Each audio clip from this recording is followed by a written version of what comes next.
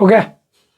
जय हिंद भाइयों, आपको जो हम अभी पढ़ाने वाले हैं वो ब्लड चैप्टर का पार्ट 1 हमारे तरफ से रहेगा। ब्लड पढ़ाएंगे।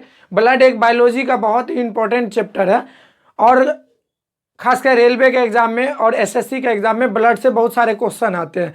तो सबसे पहले आपको मैं ये बता दूं कि ब्लड को मैं 3 पार्ट में आपको पढ़ाऊंगा। पहला ब्लड क्या होता है इसके बारे में पढ़ाऊंगा, उसके बाद ब्लड के दूसरा पार्ट जो आएगा मेरा वो ब्लड के क्लॉटिंग के बारे में आएगा, और तीसरा पार्ट जो होगा वो ब्लड का RH फैक्टर क्या होता है या विटामिन क्या होता है इसके बारे में बताएंगे और किसके कारण हमारे बॉडी में ब्लड बनता है। चलिए आज स्टार्ट करते हैं कि ब्लड सबसे पहले होता क्या है। तो आप भी जानते हैं कि ह्यूमन बॉडीज में हमारे बॉडी में ब्लड होता है, ब्लड का संचरण होता है, मतलब पूरे बॉडी होल बॉडी में ब्लड मेरा परिसंचरण करता है जिसको हम सर्कुलेटरी सिस्टम बोलते हैं ब्लड का। लेकिन यहाँ सबसे पहले ब्लड को एक लाइन बाय लाइन वे में आपको समझना है। सबसे पहले प्राकृतिक कोलाइड। ब्लड क्या होता है? प्राकृतिक कोलाइड होता है। कोलाइड का मतलब क्या होता है? एक आसान भाषा में अगर मैं आपको बताऊं कि कोलाइड होता क्या है, तो जैसे कोलाइड समझने के लिए एक आपके घर में चाय बनता होगा तो चाय को क्या करते? छानते हैं। तो चाय में क्या होता है? चाय पत्ती जो खराब होता है वो अलग निकलता है और लिक्विड तो अलग निकल जाता है। कहने का मतलब जो छानते हैं वो हमारा क्या हो? कोलाइड्स हो गया। तो ब्लड एक क्या है? प्राकृतिक कोलाइड है। प्राकृतिक कोलाइड का एग्जांपल एक ले लिए, जैसे दूध से मलाई निकालना। अगर दूध से आप मलाई निकालें तो ये एक प्राकृतिक कोलाइड है। ये कोई विधि नहीं है, कोई फॉर्मूला नहीं, मैं आपको कोलाइड का मतलब समझा रहा हूँ। कोलाइड होता क्या है? तो कोलाइड जैसे होता है कोई चीज को छानने का विधि अगर आप अपना रहे तो वो कोलाइड होता है। दूसरा चीज बोला गया ब्लड एक कनेक्टिव टिश्यूज है। सबसे पहले याद रखिए कनेक्टिव टिश्यूज है। कनेक्टिव टिश्यूज का मतलब इसको हम बोलते हैं संयोजी ऊतक बोलते हैं। संयोजी ऊतक का काम क्या होता है? मतलब किसी को कनेक्ट करके रखना। जैसे आपके बॉडीज है तो बॉडीज क्या ब्लड से कनेक्ट रखता है या एक दूसरे से कनेक्ट करके रखना, इसको हम क्या बोलते हैं? संयोजी ऊतक कहते हैं। तो ब्लड क्या है? एक प्रकार का संयोजी ऊतक है। तो एक संयोजी ऊतक का एग्जाम्पल आप समझ गए होंगे कि एक दूसरे से जोड़ के रखना, और रक्त क्या करता है? एक दूसरे से जोड़ के रखने का काम करता है। दूसरा चीज ब्लड में पीएच का मान कितना होता है? अगर ब्लड में आपको पूछा गया पीएच मान क्या होता है, तो यहाँ एक चीज याद रखने की चीज है कि अगर 7 से ज्यादा अगर किसी का ब्लड हो जाए 0.1 में भी तो वो क्षार हो जाता है, और अगर 7 से कम होता है तो वो क्या होता है? अम्ल होता है, जिसको हम एसिडिक नेचर बोल सकते हैं, यानी एसिड बोल सकते हैं। तो आप समझ गए कि ब्लड में क्या होता है? 7.4 ब्लड का पीएच वैल्यू होता है, और जिसका 7 से पीएच वैल्यू कम होगा वो हमारा क्या हो जाएगा? क्षार हो जाएगा। और 7.4 से अगर पीएच वैल्यू ज्यादा है तो वो क्या हो जाएगा? क्षार हो जाएगा। अगर 7 से नीचे है किसी का तो वो क्या हो जाता है? एसिड हो जाता है, यानी अम्ल हो जाता है। उसके बाद बात करेंगे कि ब्लड का मात्रा मेल में कितना होता है, फीमेल्स में कितना हो। तो मेल में अगर ब्लड का मात्रा की बात करूं तो 5.5 लीटर होता है। फीमेल बॉडीज में अगर मैं ब्लड का मात्रा करूं तो कितना होता है? 5 लीटर होता है। अब एक आदमी से, शादीशुदा आदमी से हम पूछे कि ब्लड का, मान लीजिए कि मेल में हम ही पूछे हैं, तो ब्लड में मेल में 5.5 लीटर का मामला क्यों होता है और फीमेल में 5 लीटर का मामला क्यों होता है? तो ये इंसान बताया कि लड़कियां जो होती है खून पीने का काम करती है। आप माइंड मत करिएगा, खून पीने का काम करती है, इसीलिए ब्लड लड़की के पास यानी फीमेल बॉडीज के पास 5 लीटर ही होता है। लेकिन ऐसा कुछ नहीं होता। ऐसा जो हम आपको समझा रहे हैं कि ब्लड में हीमोग्लोबिन होता है, और हीमोग्लोबिन में क्या होता है? आयरन होता है। और आयरन जो होता है हीमोग्लोबिन में, तो हीमोग्लोबिन क्या करता है? आयरन क्या करता है? हीमोग्लोबिन बनाता है। हीमोग्लोबिन क्या करता है? ब्लड बनाता है। तो ब्लड में मेल में इसलिए ज्यादा होता है क्योंकि मेल बॉडीज में हीमोग्लोबिन ज्यादा होता है, और इसमें हीमोग्लोबिन कम होने के कारण यानी आयरन कम होने के कारण ये क्या होता है? 5 लीटर इसमें ब्लड होता है। यहां तक आप समझ गए होंगे। यानी हीमोग्लोबिन के कारण आधा लीटर इसमें ब्लड कम होता है, यानी आयरन के कमी के कारण। उसके बाद चलिए ब्लड को निर्माण के बारे में बताते हैं। ब्लड का निर्माण कहाँ से होता है? तो निर्माण जो आपको बताएंगे, ब्लड सबसे पहले आप समझिए कि ब्लड का फॉर्मेशन ऑफ ब्लड होता क्या है। सबसे पहले जो बच्चे, अगर मैं बात करूं जो माँ के गर्भ में रहते हैं, यानी उसका लीवर से कनेक्टेड रहता है उसका, यानी उसमें जो ब्लड बनते हैं वो क्या करता है? लीवर से कनेक्टेड रहता है, यानी और भ्रूण में बनता है। यानी लीवर से कनेक्टेड रहेगा तो कहाँ? भ्रूण से उसके थ्रू में ब्लड बनता है, क्योंकि वो जब तक जन्म नहीं लेगा तब तक उसके बॉडी में फॉर्मेशन नहीं हुआ। जब तक वो माँ के गर्भ में रहेगा तो भ्रूण से कनेक्टेड रहता है, यानी लीवर से कनेक्टेड रहता है, और जिसको हम भ्रूण को इंग्लिश में एम्ब्रो बोलते हैं। एम्ब्रो याद रखिएगा। तो बच्चे में अगर आपसे पूछा गया कि छोटे बच्चे में, क्योंकि बोन मैरो होता नहीं। अगर बड़े बच्चे में बात करें तो ये बोन मैरो में बनता है। बोन मैरो किसको बोलते हैं? तो बोन मैरो क्या होगा, ये हमारा हड्डी हो गया, या आप चिकन वगैरह खाते होंगे या मीट वगैरह खाते होंगे तो उसको हड्डी को तोड़िएगा, तो तोड़ने के साथ या चूसते हो तो उसमें लाल लाल सा दिखाई देता है। तो हमारा ह्यूमन बॉडी में जो फॉर्मेशन होता है यानी एडल्ट एज में बोले गए तो एडल्ट एज में जो होगा वो हमारा कहाँ होता है एडल्ट एज में? तो अस्थि मज्जा में यानी बोन मैरो में ब्लड का फॉर्मेशन होता है। अगर आपसे पूछा गया कि छोटे बच्चे में यानी बेबी में ब्लड का फॉर्मेशन कहाँ से होगा, तो याद रखिए लीवर यानी भ्रूण में होता है, जिसको एम्ब्रो बोलते हैं। तो यहां तक आपको समझ में आ गया होगा। और तो फॉर्मेशन ऑफ ब्लड, यहां से एक चीज और आता है कि बोन मैरो में क्या होता है, ब्लड का फॉर्मेशन होता है। तो ये क्वेश्चन आया हुआ था, हाँ यही क्वेश्चन रेलवे में पूछा गया था कि छोटे बच्चे में यानी शिशु में ब्लड का निर्माण कहाँ से होता है। तो यहाँ आंसर दोनों दिया होता है, बोन मैरो भी दिया था ऑप्शन में और लीवर भी दिया था। तो इसका याद रखिएगा कि अगर छोटे बच्चे अगर शिशु में पूछा गया तो शिशु में क्या होता है, भ्रूण में होता है। अगर एडल्ट में पूछा गया कि एडल्ट में क्या होता है, तो बोन मैरो में होता है यानी अस्थि मज्जा, जिसको हिंदी में बोलते हैं। चलिए दूसरा चीज, अगर रक्त का अध्ययन आपसे पूछा गया कि रक्त का अध्ययन किसमें किया जाता है, सेरोलॉजी और हेटमोलॉजी दोनों बोलते हैं। यानी स्टडी ऑफ ब्लड को हम क्या बोलते हैं, सेरोलॉजी भी बोल सकते हैं, हेमोटोलॉजी भी बोलते हैं। तो ये दोनों प्रकार से क्या करता है, ब्लड बनता है यानी ब्लड बनने का काम करता है। तो यहाँ से आपका क्या हो जाएगा, ब्लड बनना स्टार्ट हो जाएगा। यहां तक आपका डाउट क्लियर होगा। चलिए अब ब्लड का स्टोर का बात करेंगे, ब्लड का स्टोर होता कहां से है, ठीक है ना। तो ब्लड का जो स्टोर होता है वो प्लीहा में होता है, यानी ब्लड का स्टोर जो प्लीहा में होता है इसको हम इंग्लिश में स्प्लीन बोलते हैं। इसको क्या बोलेंगे, स्प्लीन बोलेंगे। आप बोलेंगे प्लीहा होता क्या है, तो ह्यूमन बॉडीज जैसे खाना खाते हैं आप ना, खाना खाने के साथ क्या करते हैं, ब्लड को खाना खाते तो आपका क्या होता है, पेट में स्टोर हो जाता है, यानी पेट में हमारा खाना। उसी तरह पेट के बगल में एक उदर गुहा होता है, उदर गुहा में क्या करता है, ब्लड स्टोर का काम करता है। और ब्लड उदर गुहा को हम क्या बोलते हैं, स्प्लीन बोलते हैं। तो स्प्लीन में जाके क्या करता है, ब्लड स्टोरिंग का काम करता है, यानी ब्लड स्टोर करके रखता है। दूसरा चीज बोलेंगे कि स्प्लीन को ही ब्लड बैंक भी कहा जाता है। अगर ब्लड स्टोर करने का बात करें तो ब्लड यहीं स्टोर भी रहता है और ब्लड का कब्र भी यहीं कहा जाता है। अगर ब्लड अगर मर जाए तो कहाँ जाएगा, तो इसको गार्ब यार्ड बोलेंगे। तो ये ब्लड स्प्लीन में क्या करता है, स्टोर भी करता है और रखने, मरा हुआ ब्लड को रखने का भी काम करता है। ह्यूमन बॉडीज में ब्लड भी मरता है, ये मत आप समझिएगा कि ब्लड नहीं मरता है। तो ये चीज आपको समझ में आ गया। चलिए दूसरा चीज समझाता हूं, ह्यूमन बॉडी कोलेस्ट्रॉल। कोलेस्ट्रॉल क्या है, एक चिपचिपा पदार्थ होता है। कोलेस्ट्रॉल क्या होता है, चिपचिपा पदार्थ होता है। जैसे तेल वाला आइटम आप खाएंगे, जैसे क्या काजू किशमिश अगर आप खाइए तो क्या होता है, चिपचिपा होता है। और चिपचिपा क्या होता है, कोलेस्ट्रॉल होता है। ज़्यादा आप कोलेस्ट्रॉल मत लीजिएगा। जैसे आप अगर चिपचिपा पदार्थ ज़्यादा लेते हैं तो आपके क्या होगा कि मतलब आपके बॉडीज में हार्ट बीट में प्रॉब्लम होगा। कितना आदमी आपको ये बोले होंगे कि हार्ट ब्लड स्टोर करके रखता है। भाई ऐसा कुछ भी नहीं है। अगर हार्ट मेरा ब्लड स्टोर करे और हार्ट में जाके अगर ब्लड जम जाए तो हम हार्ट बीट मेरा फेल हो जाएगा, यानी हार्ट बीट फेल हुआ तो समझ रहे क्या होगा, यानी हार्ट अटैक आ जाएगा। तो आप ये याद रखिएगा कि ब्लड हार्ट में स्टोर नहीं रहता, ये भी आप उसको बता दिए। ब्लड में क्या कोलेस्ट्रॉल होता है। अगर ह्यूमन बॉडीज में बोला गया कोलेस्ट्रॉल कितना मात्रा में हो, तो कोलेस्ट्रॉल याद रखिएगा 200 ग्राम डेसीलीटर कोलेस्ट्रॉल होता है ब्लड में। और बता रहे ना, एक एक पॉइंट जो स्लाइड बनाए ना, ये बहुत इंपॉर्टेंट है। आप इस स्लाइड को स्किप नहीं कर सकते। अगर स्किप करिएगा तो फिर तो समझना मुश्किल है, इसीलिए आप स्किप नहीं करिएगा, पूरा वीडियो देखिएगा। चलिए उसके बाद बोला कोलेस्ट्रॉल जो होता है वो चिपचिपा पदार्थ होता है, तेलिया पदार्थ होता है। तेलिया पदार्थ का मतलब आप समझ रहे हैं, जो तेल आइटम में पाया जाए, जैसे काजू हो गया, किशमिश हो गया, जैसे भी जो भी तेल आइटम लेंगे तो कोलेस्ट्रॉल उसमें रहता है। और ह्यूमन बॉडी में जो कोलेस्ट्रॉल का जरूरत पड़ता है वो कितना पड़ता है मेरे भाई, 200 ग्राम डेसीलीटर पड़ता है। इतना छोटा सा डेसीलीटर में आप मेजर करेंगे। जैसे क्या बोलते हैं, आप लैब में गए होंगे तो कोलेस्ट्रॉल वगैरह मेजर करने के लिए वो लोग रखा रहता है। तो यहाँ तक आप समझ गए कोलेस्ट्रॉल क्या होता है। तो कोलेस्ट्रॉल चिपा काजू किशमिश यानी तरल वसा होता है। एक ही बात समझिए, वसा होता है इसमें। वसा किसमें पाया जाता है, तो तेलिया पदार्थ होता है, यानी तेल वाला आइटम होता है।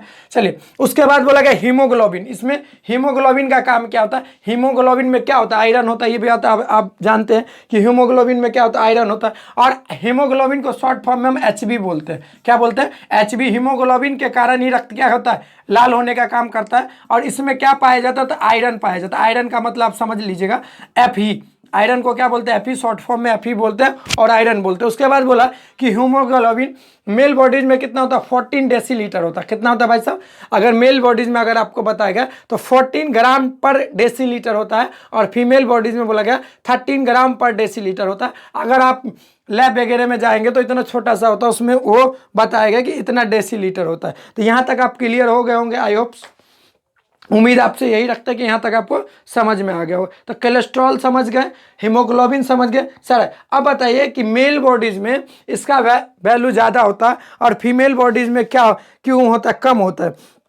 तो अब हीमोग्लोबिन के कारण बता रहे हैं आपको, अगर मेल बॉडीज में कोलेस्ट्रॉल या हीमोग्लोबिन कम होने के कारण क्या होता है। सबसे पहले अगर हीमोग्लोबिन मेल बॉडीज में ज़्यादा है, मेल बॉडी में ज़्यादा है ना, तो ये स्ट्रांग होगा, यानी हार्ड बॉडीज होगा। और ये क्या होगा? फीमेल बॉडीज में कम है, ये क्या होगा? 13 ग्राम पर डेसीलीटर है, तो ये क्या होता है? मतलब सॉफ्ट बॉडी। जैसे आप लड़कियों लोग का नखरा जानते हैं ना, लड़की लोग को बहुत सारा नखरा होता है। नखरा का मतलब क्या हो गया? आपका अगर बाला वाली होगा तो आप समझिएगा, जरा सा इसे टोक दीजिएगा ना, ओ बाबा चोट लग गया, तो कहने का मतलब क्या? चोट लग गया। इसमें क्या चीज़ का कमी? तो हीमोग्लोबिन में कमी होता है। हीमोग्लोबिन कम होगा, अरे बहुत चोट लग गया, ऐसे ऐसे बोलता रहेगा।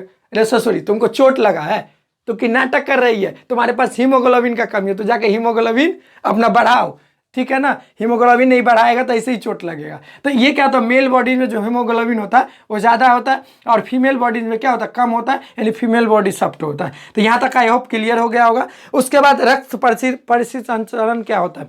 रक्त को यानी सर्कुलेटरी सिस्टम भी एक भाषा में बोलते हैं, तो रक्त का परिसंचरण हम सर्कुलेटरी सिस्टम बोलते हैं।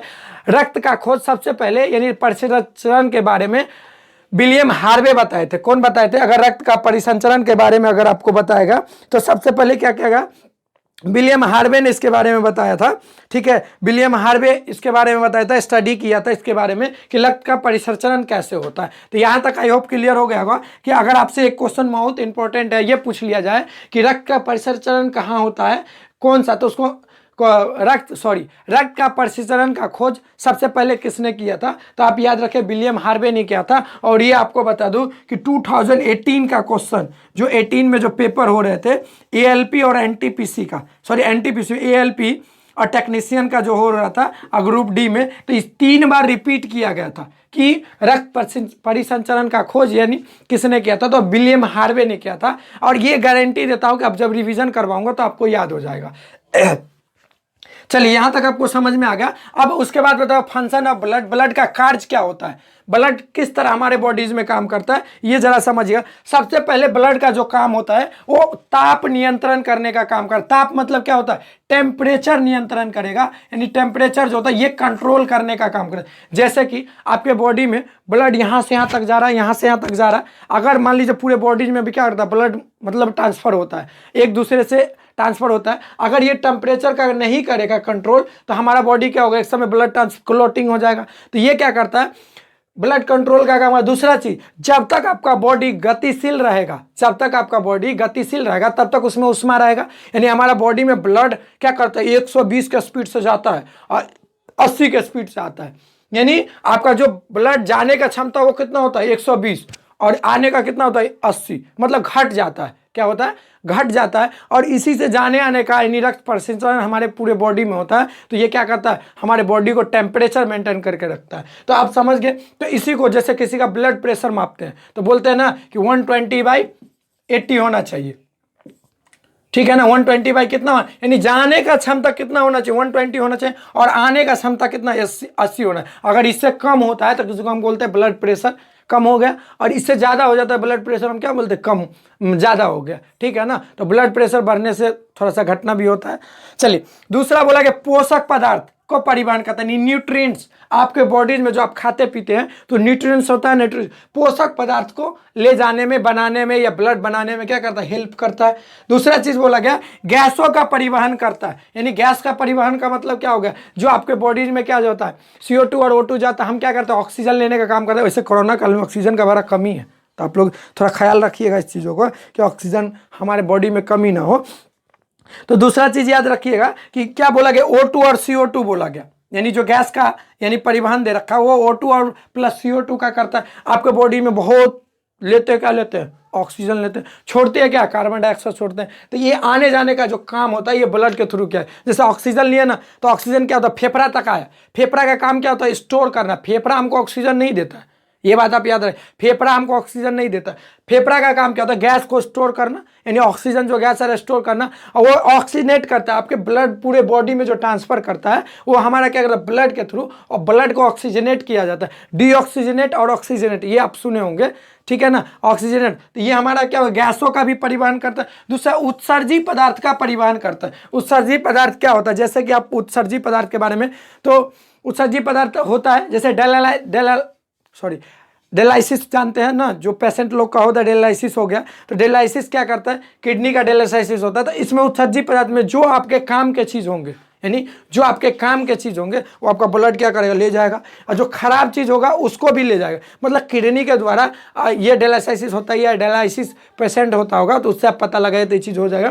तो ये क्या बोला गया कि उत्सर्जी पदार्थ का परिवहन करता है, किडनी के द्वारा रिफाइन भी होता है। कई आदमी बोलेंगे आपको किडनी के द्वारा रिफाइन भी हो, तो ब्लड रिफाइन हो रहा है, तो इसमें कुछ खराब भी होगा और कुछ अच्छा भी है, दोनों चीज़। यानी डेलाइसिस परसेंट होगा तो उसमें आपको पता लग जाएगा जो उत्सर्जी पदार्थ का परिवहन कैसे होता है। तो नेक्स्ट स्लाइड में आपको बता रहे हैं हम, अभी आपको हम ब्लड के बेसिक पार्ट्स को बता दिए थे। बेसिक पार्ट्स में बताने के बाद अब ब्लड को कंपोजिशन के बारे में समझते हैं कि ब्लड का कंपोजिशन क्या होता है। सबसे पहले ब्लड दो टाइप्स का होता है, एक क्या होता है, लिक्विड होता है, लिक्विड मतलब प्लाज्मा। प्लाज्मा जो होता है ये लिक्विड फॉर्म में पाया जाता है, और कार्पेल्स जो होता है वो कितना होता है, यानी रुधिराणु जो होता है वो 40% होता है। यानी अगर आपसे कोई पूछा जाए कि प्लाज्मा कितना परसेंटेज होता है तो आप बोलेंगे ब्लड में जो प्लाज्मा होता है वो कितना होता है, 60% होता है। अगर आपसे कोई पूछा जाए कार्पेल्स कितना होता है, यानी रुधिराणु कितना होता है, तो 40% होता है। जैसे आप ऐसे समझिए कोई चीज को, जैसे आप क्या करते हैं, यानी शरबत बनाते हैं, शरबत बनाने में क्या होता है, एक चीनी ले लिए और एक पानी ले लिए। तो पानी क्या होता है, लिक्विड पार्टिकल होता है, और चीनी क्या होता है, सॉलिड होता है। तो आप क्या करते हैं, दोनों को मिला देते हैं, मिलाने के बाद क्या होता है, एक शरबत मेरा बन जाता है ना। तो इसी तरह हमारे ब्लड के अंदर प्लाज्मा होता है। प्लाज्मा कितना होता है, 60% होता है, और प्लाज्मा 60% होता है। और रुधिराणु जो कार्पेल्स ये क्या होता है, ठोस पदार्थ होता है। ये याद रखिएगा, ये जो होता है ये क्या होता है, ठोस पदार्थ होता है। ठोस पदार्थ कितना होता है, 45% होता है।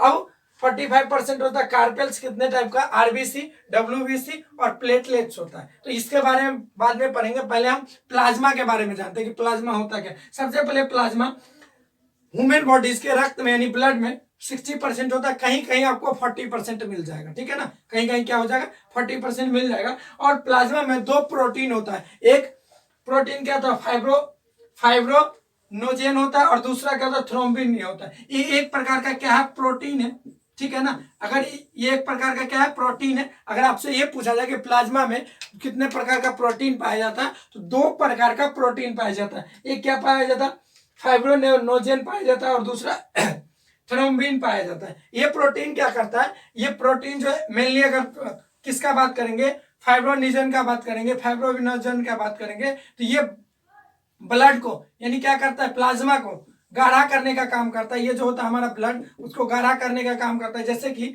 इसमें से क्या करता है, अगर किसी का कोई डिजीज यानी कोई बीमारी का पता लगाना होता है, तो बीमारी का पता लगाने के बाद क्या करता है, पता लगाने के लिए क्या करता है, मेनली सेरम को निकाल के यानी फाइब्रोनिजन को निकाल के, उसके सेरम जो होता है इसके अंदर, वो सेरम को निकाल के क्या किया जाता है, किसी चीज का बीमारी का पता लगाया जाता है, ठीक है ना। किसी चीज का क्या, किसी इंसान का, किसी चीज का नहीं, किसी इंसान का बीमारी का पता लगाया जाता है। और मेनली ये क्या होता है, प्रोटीन होता है। अगर क्या करेंगे, इन दोनों प्रोटीन में से अगर खासकर मैं फाइब्रोबिनोजेन का बात करूं, तो ये क्या करता है, अगर आप प्लाज्मा में से इसको निकालेंगे तो ये प्लाज्मा क्या होता है, गाढ़ा करने का काम करता है। अगर प्लाज्मा में से हम फाइब्रोनिजन प्रोटीन निकाल लिए तो ये क्या हो जाएगा, पीला कलर का दिखाई देता है। हालांकि ये पीला होता ही है, पीला कलर का दिखाई देता है, हालांकि पीला ये होता है। अगर आप फाइब्रोनिजन मेनली पैंथोबिन का छोड़िए, फाइब्रोबिनोजिन अगर निकाल लीजिए आप, तो ये क्या दिखाई देगा आपको, ये जो दिखाई देगा वो पंचुच्छू दिखाई देगा। जैसे प्लाज्मा क्या पूरा तो पीला होता है, और फाइब्रोबिनोजन क्या करता है, उसको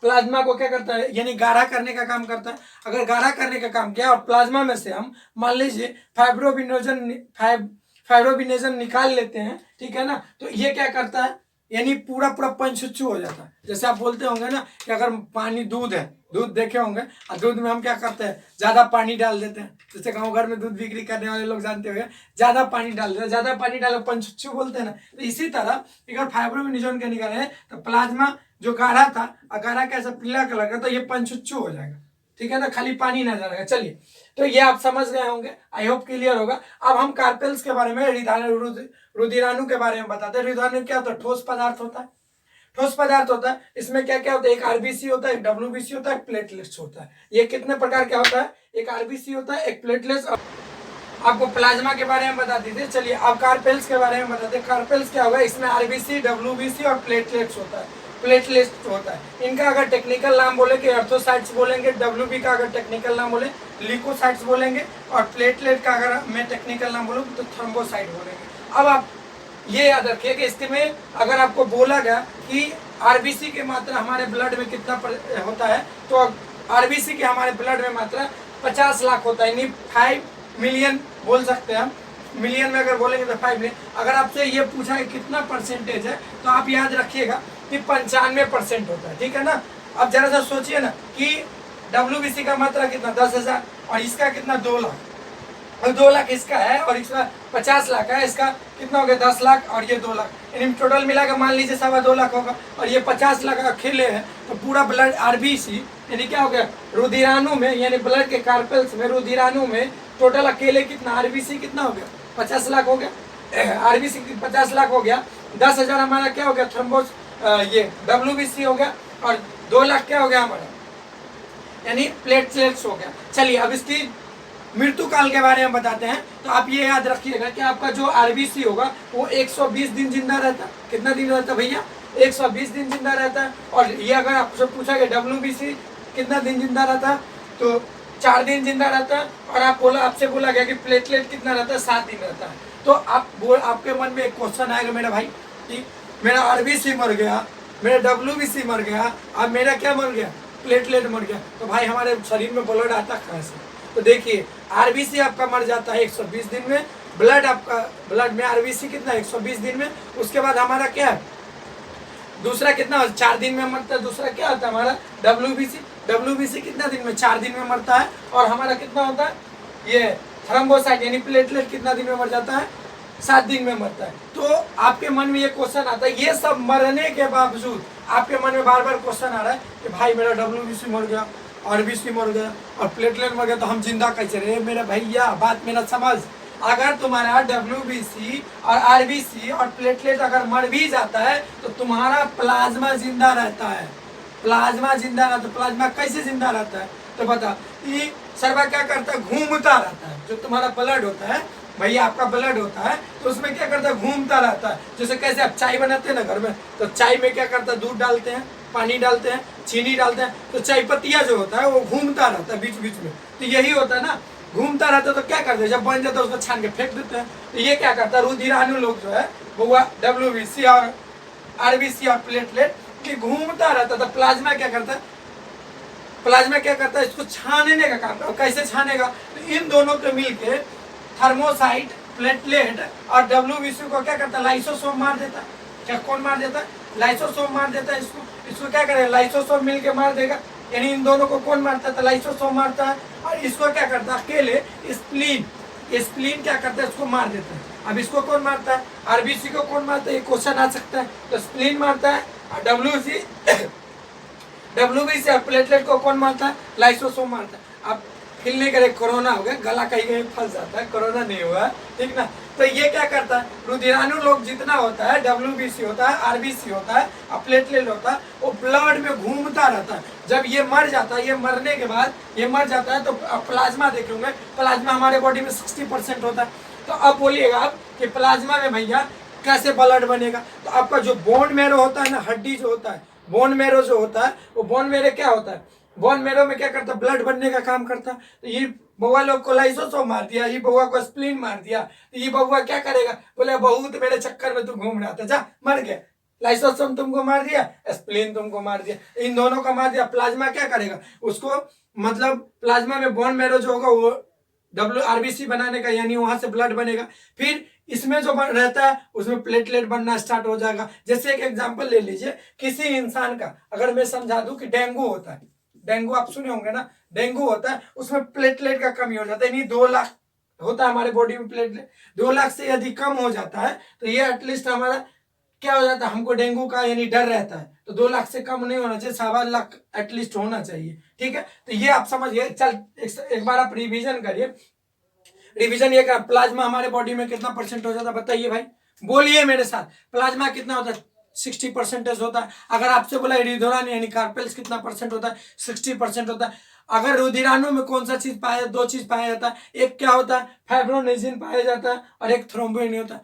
फाइब्रोनेजिन जो फाइब्रोनोजेन जो होता है वो क्या होता है, एक प्रोटीन होता है। और प्रोटीन क्या करता है, फाइब्रोनोजेन ब्लड को गाढ़ा करने का काम करता है। अगर उसको हम फाइब्रोनोजेन मेनली निकाल देंगे तो क्या हो जाएगा, मेरा पंचुच्चू हो जाएगा, यानी ब्लड मेरा प्लाज्मा। जैसे प्लाज्मा थेरेपी अगर किसी का किया होगा, अगर प्लाज्मा थेरेपी आप जानते होइएगा, तो उसमें से फाइब्रोनोजेन निकाल लिया जाता है, यानी तो उसको हम प्लाज्मा थेरेपी करते हैं, जिससे कोई बीमारी का पता लगाता है। चलिए अब दूसरा चीज का रिवीजन करिए कि ब्लड में रुधिराणु यानी कार्पेल्स कितने प्रकार का, 3 प्रकार का, एक डब्ल्यूबीसी होता है, एक आरबीसी होता है, एक प्लेटलेट होता है। डब्ल्यूबीसी कितना दिन, आरबीसी कितना दिन जिंदा रहेगा, 120 दिन। कितना होता है, 50 लाख होता है। अगर मेरे साथ आप बोलिएगा बार बार तो याद हो जाएगा।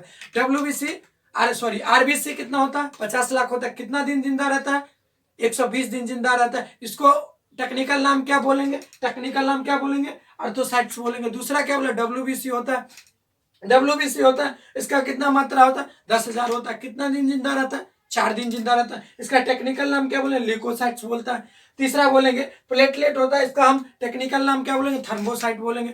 थर्मोसाइट बोलेंगे। कितना दिन होता है हमारे बॉडीज में, 2 लाख होता है। कितना दिन जिंदा रहता है, 7 दिन जिंदा रहता है। और ई प्लेटलेट को और डब्ल्यूबीसी को कौन मारता है, तो याद रखिए लाइसोसोम मारता है। कौन मारता है भाई साहब, लाइसोसोम मारता है, लाइसोसोम। और उसके बाद बोले आरबीसी को कौन मारता है, स्प्लीन मारता है। तो चलिए यहां तक आपको समझ में आ गया।